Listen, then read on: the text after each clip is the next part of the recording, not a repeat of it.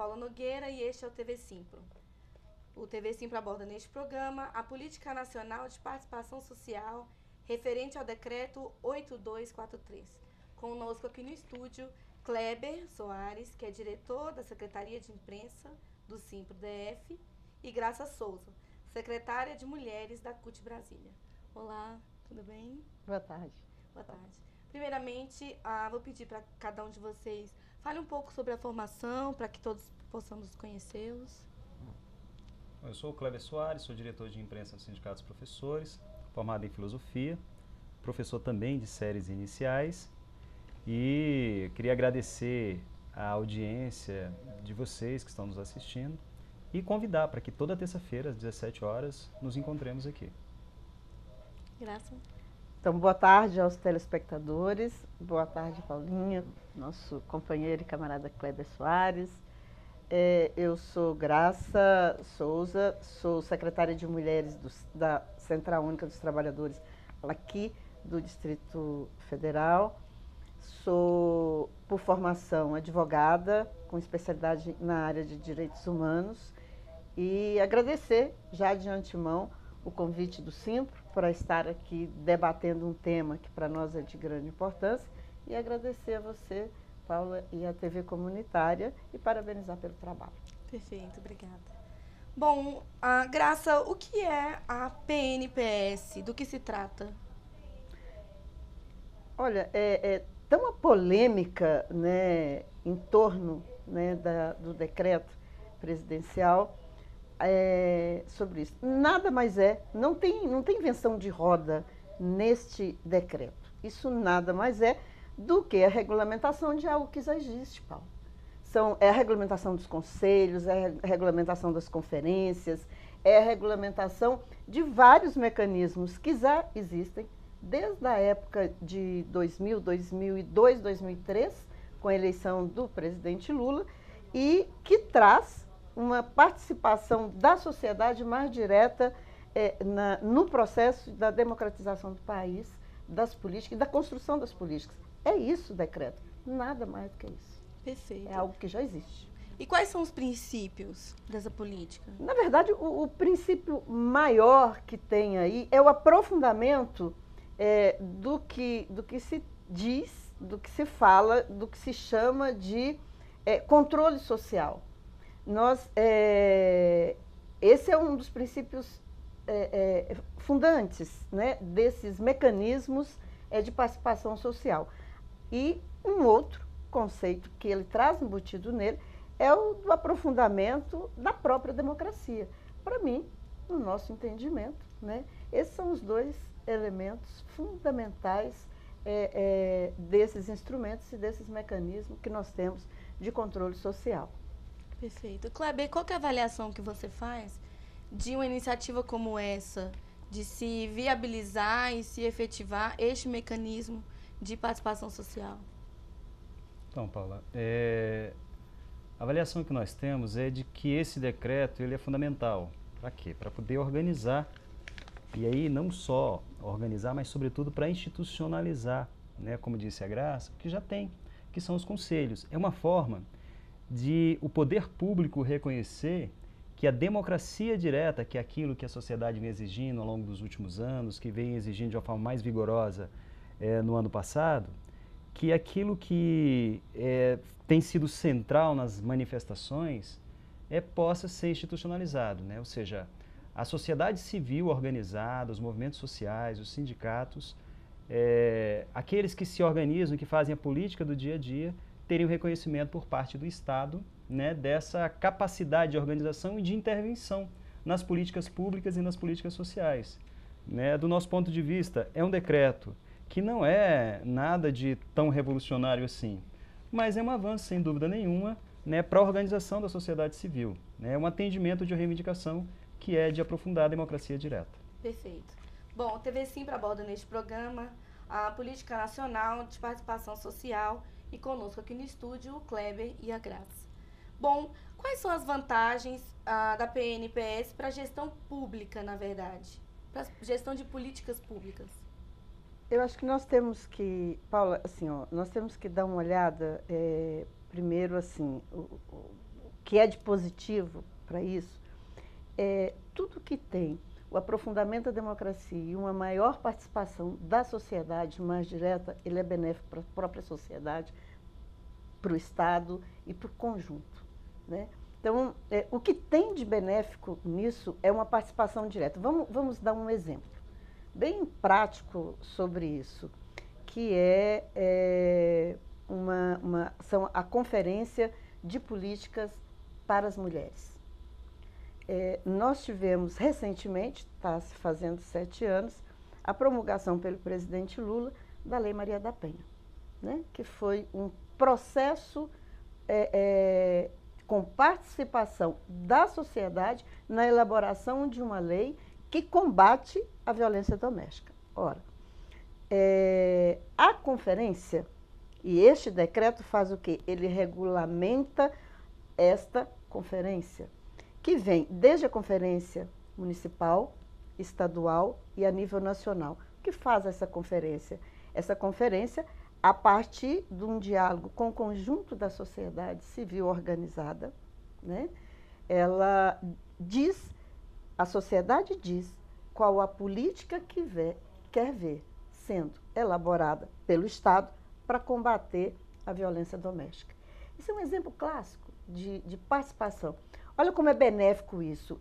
Somos nós, mulheres, dizendo para o governo municipal, o governo estadual, o governo federal, dizendo para eles, olha, é desta forma que nós entendemos que nós podemos ser mais protegidas, que nós podemos combater a violência dentro de casa e podemos, né, extirpar, né, de vez um mal tão perverso na nossa sociedade, que é a violência doméstica contra a mulher. Este um exemplo. O outro que nós temos, né, Kleber, muito... E já tivemos aqui no Distrito Federal e teve em algumas experiências, né, no Brasil, que é o chamado, que muitas pessoas conhecem, orçamento participativo. Este é também um instrumento de controle social. Ou seja, o que é esse orçamento participativo? Talvez por não haver tamanha divulgação, essas questões todas, as pessoas não têm o alcance do que seja uma política dessa, né? É quando, lá no bairro onde você mora, lá a sua família, reunida dentro da sua casa, você vai dizer para o Estado, para o governo do município, para o governo federal, dizer qual e onde, qual é a política a ser empregada e onde estará a nossa prioridade.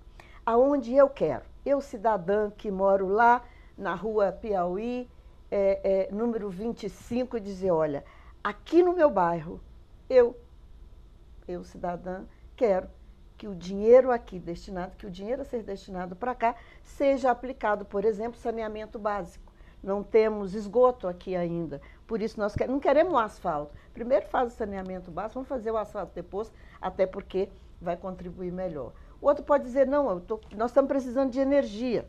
Então, é a energia que será construída. Então, é a sociedade, através de um debate democrático, que vai dizer como e onde será empregado o dinheiro público.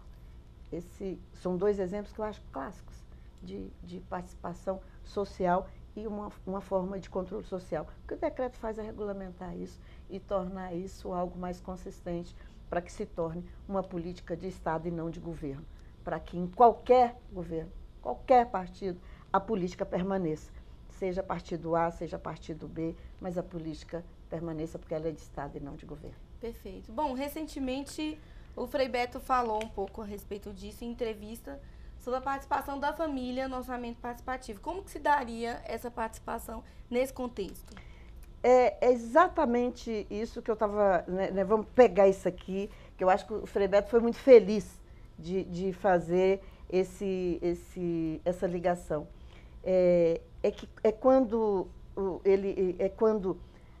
se eu vou para o bairro, se eu vou para a cidade, se eu vou para a minha rua, ali é o núcleo familiar que está na casa A, na casa B, na casa C, número 1, número 2, é aquela família, aquele núcleo familiar que vai dizer qual a política que quer que que seja implementada no seu bairro e na sua cidade. Esse é um conceito, né, que é o que o Frei Beto estava falando. É diretamente o núcleo familiar decidindo a política pública. Este é um dos instrumentos de controle social, né, que esses mecanismos possibilitam, né? É quando a própria família, lá no seu bairro, no seu lugar de trabalho, lá no seu cantinho, na sua rua, possa dizer como e quando e de que forma quer ver a política implementada. Perfeito. Bom, Kleber, para quem a PNPS é boa, para quem que ela pode vir a ser ruim, qual que é a razão da oposição, assim, ao aumento da participação social? Qual que é a sua avaliação? Bom, a Política Nacional de Participação Social, sem dúvida nenhuma, é boa para a sociedade, né? Na medida em que a sociedade, como disse a Graça, ela passa a ter um controle social, né, maior, não só sobre o orçamento, mas sobre as políticas públicas que devem ser desenvolvidas. Ninguém melhor do que o próprio povo, do que a própria sociedade, para dizer quais são as melhores políticas públicas, né? Onde é que deve ser aplicado melhor o recurso do Estado, que é o recurso de todos no final das contas. Então, sem dúvida nenhuma, ela é boa para a sociedade. Para quem que ela não é boa?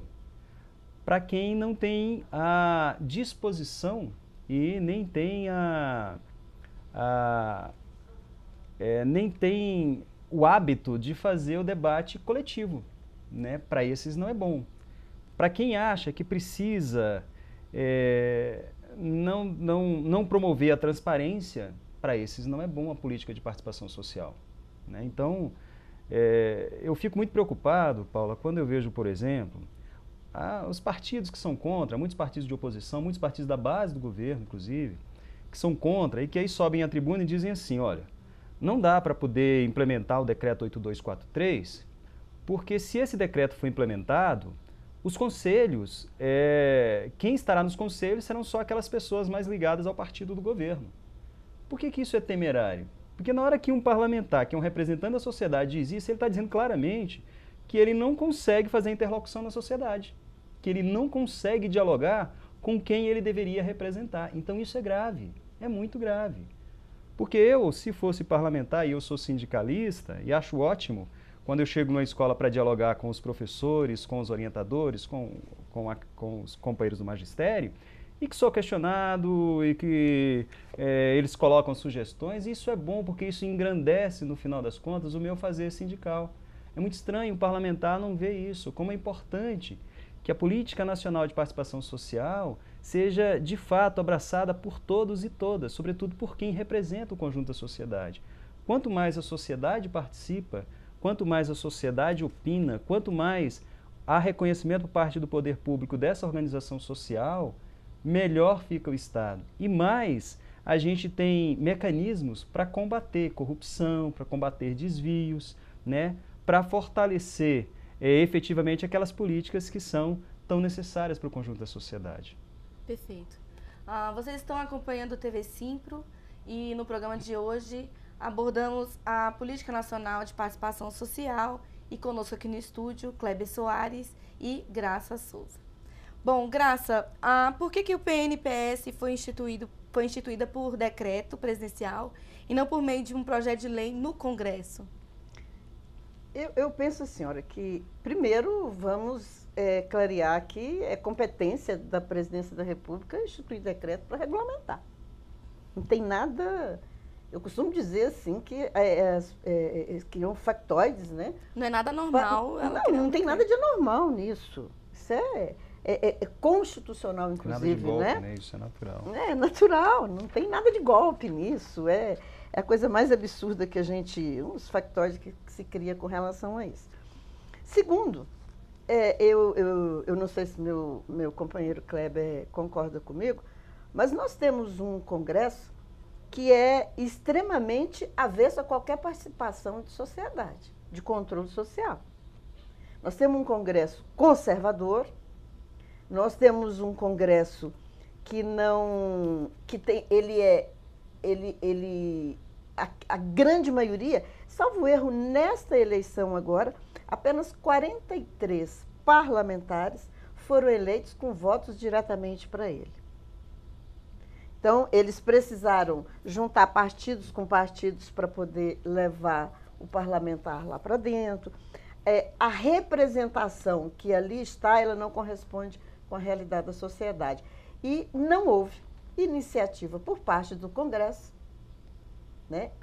Olha que nós estamos aí já há 12 anos, com os conselhos, com as conferências, e não houve iniciativa do Congresso Nacional de promover a regulamentação da participação social.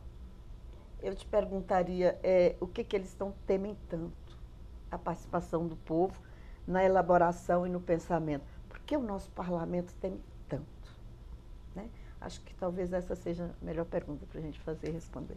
Eles teriam que nos responder porque temem tanto que o povo efetivamente tenha controle social sobre as políticas públicas. Por quê? Né? Então, vou repassar a pergunta. Por que, Kleber, na sua avaliação, os políticos temem tanto essa participação social? Pois é, eu penso que é aquilo que eu já disse antes, né? Porque falta essa coisa dos políticos brasileiros de se organizarem melhor, politicamente, com a sociedade, né?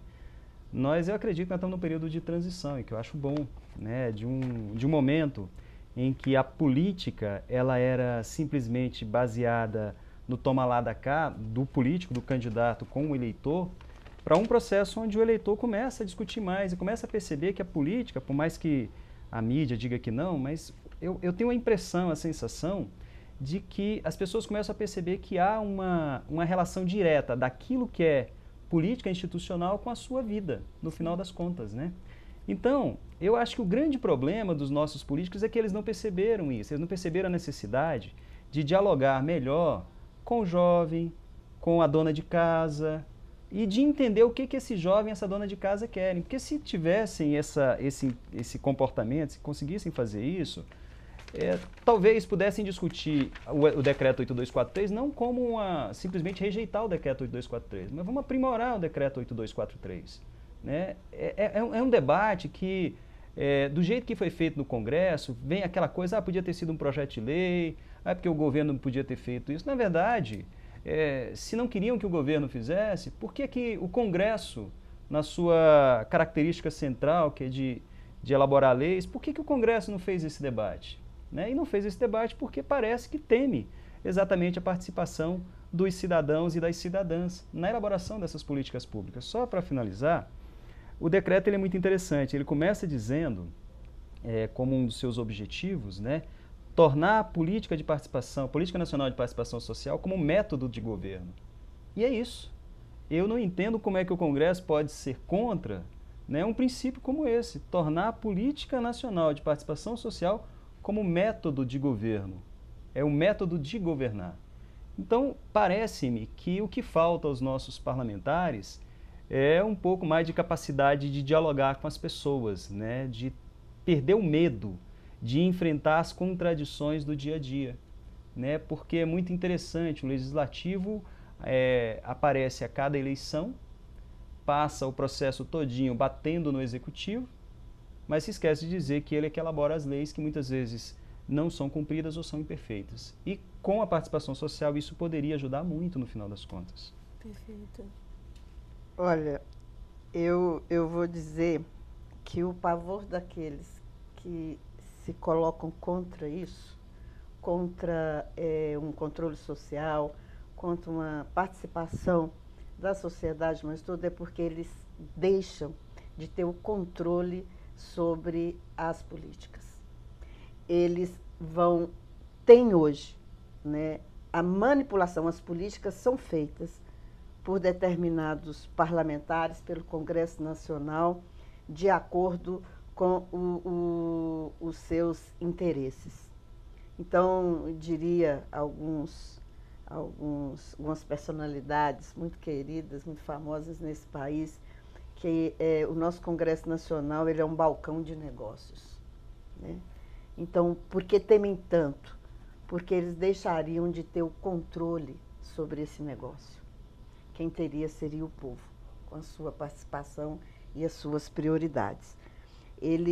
Hoje, eles definem as prioridades a partir dos seus feudos e a partir dos interesses da grande maioria dos grupos econômicos que estão ali dentro, com seus representantes dentro do Congresso, com parcela, e eu diria todos, eu não tenho nenhum problema com a fé, até porque eu sou mulher de muita fé, mas o controle que algumas religiões também, com seus representantes, têm ali dentro do Congresso. Então, aquilo ali são blocos que têm os seus feudos, os seus interesses, e as políticas e as prioridades são feitas de acordo com os interesses daqueles setores que aqueles parlamentares representam. Esse é o grande temor, é perder o controle sobre as políticas que ali serão elaboradas. Penso eu que nós vivemos, se você me permite, Paula, eu vou fazer um pequeno comentário. Claro, claro. Nós vivemos uma experiência de controle social nesse país muito ruim, que foi no período da ditadura militar. Um controle, que houve um desvirtuamento, né, do conceito de controle social. O controle social ele só pode ser feito a partir do povo, a partir da sociedade. No período da ditadura militar, houve uma distorção desse conceito. E aí houve uma inversão do controle social, e o controle social passou a ser do Estado. Uma negação, no final das contas. Na verdade, isso, Kleber, houve uma negação do conceito principal do que seja controle social. Então, mas penso que graças à luta do povo brasileiro, graças a todos os deuses e deuses, e graças ao Chiquinho do Kleber, nós conseguimos trazer de volta o processo de construção de uma democracia neste país, e que a gente pode hoje estar aqui, numa TV comunitária, debatendo esse instrumento tão importante, esses instrumentos tão importantes de controle social e de participação social do povo e não do Estado. Né? Perfeito. Bom, nós sabemos que a mídia comunitária, além da internet, viabilizam toda e qualquer tipo de debate, discussão, né? Prova disso é que o TV Simplo sempre vem com pautas que nem sempre polêmicas, mas sempre importantes para a sociedade. Nós acreditamos que o momento está sendo de reforma política no nosso país, né? A contar da última década para cá. Nessa avaliação de conjuntura que é feita em torno desse decreto, a mídia também se colocou contra o decreto. Qual seria o interesse da mídia em se colocar contra esse tipo de iniciativa? Vai você primeiro ou vou eu? Só, Paulo, eu penso que o que move a grande mídia, na verdade, a grande mídia, né, dessa mídia oligopólica, monopolizada, é o mesmo que movem os políticos conservadores no Congresso, né? É o receio, como bem disse a companheira Graça, de perder o controle, né, do que eles têm. É o controle social. Porque se a política tem um controle econômico, o controle da política, a mídia tenta ter o controle das mentes, né? E a mídia sabe muito bem que na hora que a gente começa a discutir a participação social maior, começa a ter um incentivo para que as pessoas se organizem e opinem, sabe muito bem que aquilo que é dito como verdade pela própria mídia começa a ser questionado. E o espaço que hoje essas famílias, né, que monopolizam a mídia brasileira começa então a ser ameaçada. Então é questão de necessidade para que se mantenha o controle, para que se mantenha o mesmo status quo, para que se mantenha a mesma organização social, em que uns poucos ganham e mandam na sociedade, definem as políticas, que na maioria que detêm a própria informação, e que definem as políticas públicas que, em boa parte, não são as mais adequadas, e não são mais adequadas porque o povo, não é o povo que diz, né? Nós temos uma experiência muito recente no Brasil, que eu acho que com todas as as dificuldades e com tudo aquilo que não foi encaminhado, foram as conferências realizadas no período de 2003 para cá, que foram importantes. Uma delas foi a Conferência de Comunicação, que embora não tenha sido aplicada, não gerou ainda a Lei de Médios, que nós esperamos que gere, né? Mas que pelo menos colocou o debate, tanto da mídia mais tradicional, quanto da internet, que foi um passo importante com a regularização, né, do uso da internet, que se não é o ideal, mas avançou sem dúvida nenhuma, e pelo menos a gente barrou um projeto que estipulava a censura na internet também. Então eu acho que o papel da mídia, na verdade, é reverberar esse Congresso que é tão conservador e que é tão avesso ao controle social no final das contas. Então por isso a mídia também tem um lado, né? E infelizmente é um lado que tem uma única versão, né? E como você bem diz, como a gente está fazendo aqui, Graça, fazendo toda terça, é dar oportunidade para as pessoas que nos assistem de ver também uma outra versão, de ter um outro olhar, já que a mídia tradicional não vai propiciar isso. Perfeito. Graça? Olha só, eu acho que assim, concordando com Kleber, eu acho que nós vivemos assim períodos neste país em que nós pudemos verificar e constatar que a grande mídia, ela sempre esteve ao lado, né, das oligarquias. Sempre. Sempre.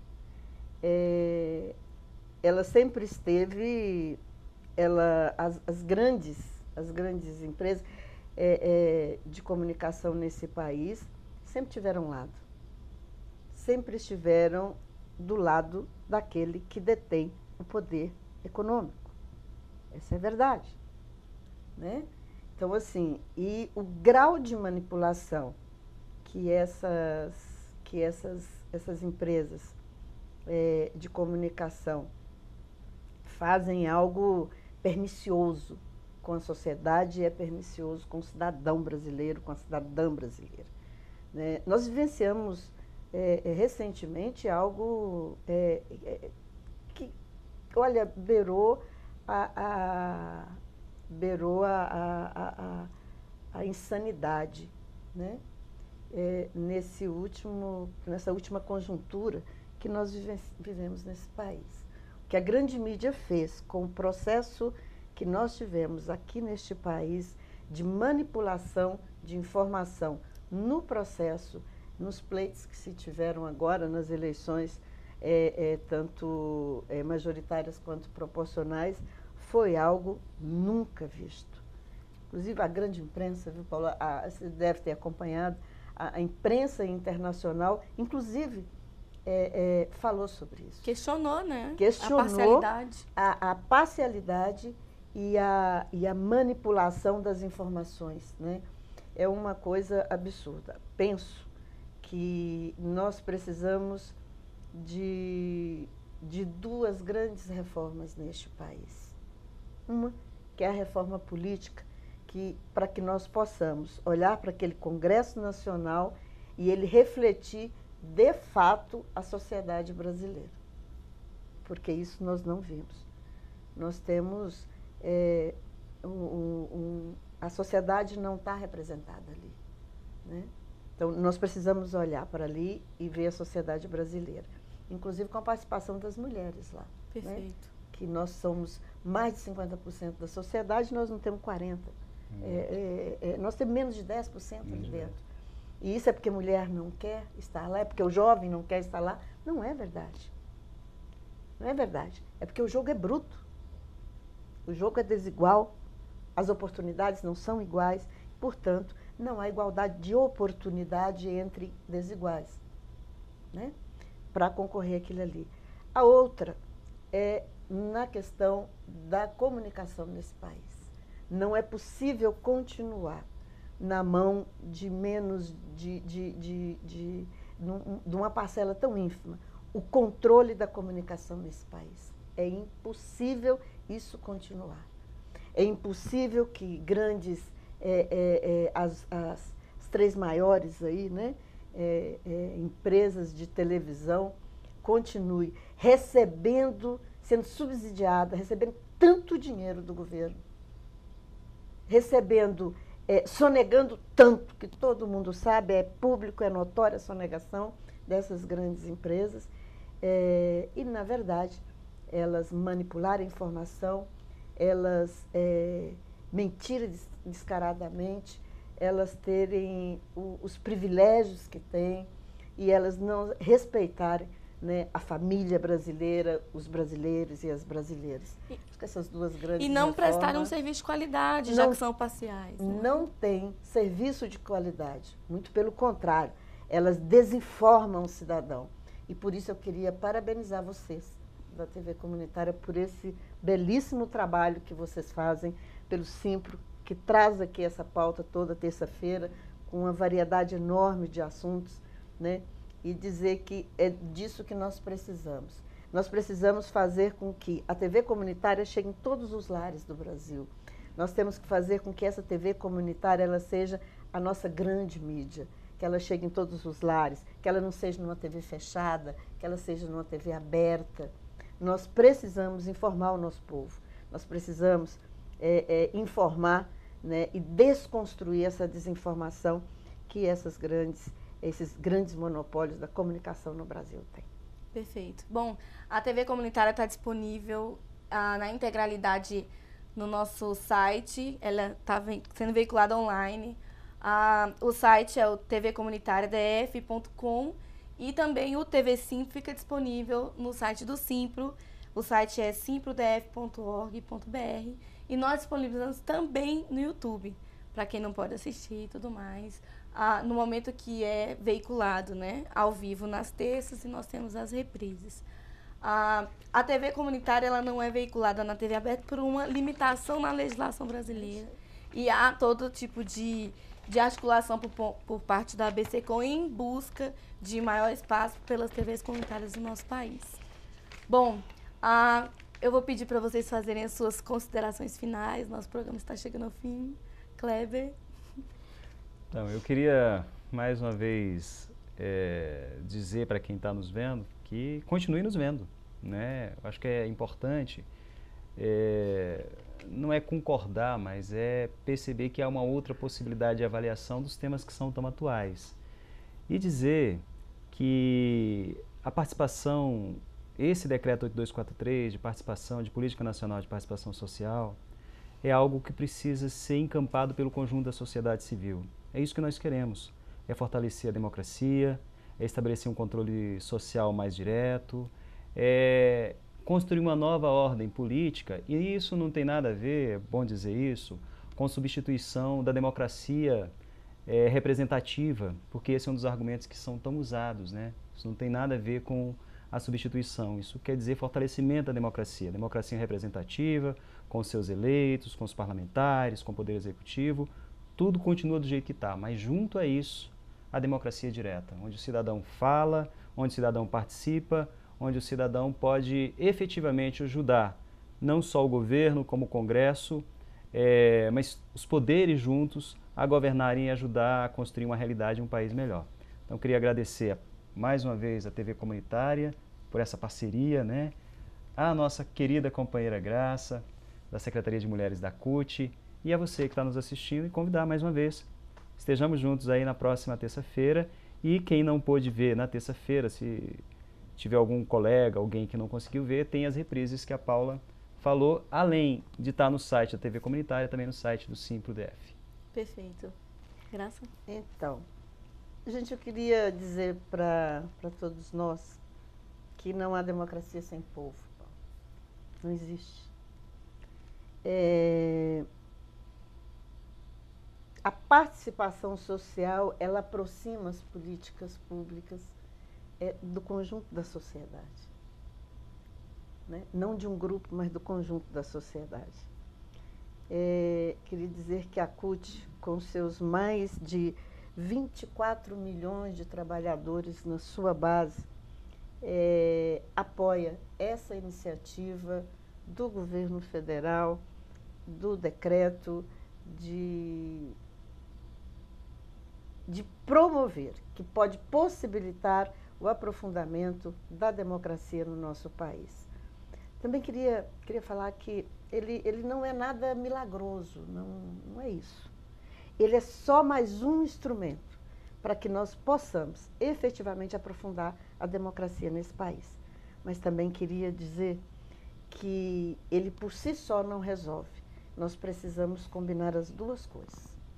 Os instrumentos que possibilita viabilizar o aprofundamento da democracia com a movimentação e a mobilização social do povo, dos trabalhadores e das trabalhadoras na rua, impulsionando para cada vez mais nós vivermos numa sociedade mais justa, mais igualitária, mais fraterna, mais democrática.